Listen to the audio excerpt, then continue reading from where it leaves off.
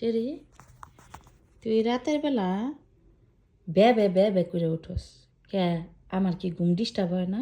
হ্যাঁ, তোরা একটু বুঝোস না আমার যে শরীর খারাপ, ঘুম হয় না ঠিক মতো, আবার করস তোরা ই আমার ডিস্টার্ব ঘুমের।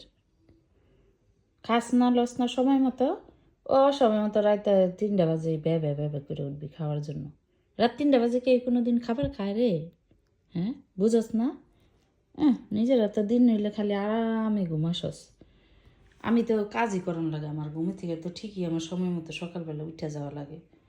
নামাজ পড়ি, আল্লাহর কোরআন পড়ি, আবার নাস্তা পানি বানাই, আবার দুপুরে খানা তৈরি করা লাগে, একটার পর একটা সময় হয়েই যায়। আবার তোদের খানা তৈরি করা লাগে, আবার তোকে ঠিক মতো খানা খাওয়াইতে হয়। তোরা একটু বুঝস না, তারা তো দিন হইলে ঠিকই ঘুমাসস আরামে। তোরা তো কোনো খানার টেনশন, মানে খানা তৈরি করানোর কোনো টেনশন নাই, কেউরে খাওয়ানোর টেনশন নাই, কাউরে দেখাশোনা করার টেনশন নাই। নিজেকে ক্ষুধা লাগলে খালি আমার কাছে প্যা প্যা শুরু করস। কি রে চেরি?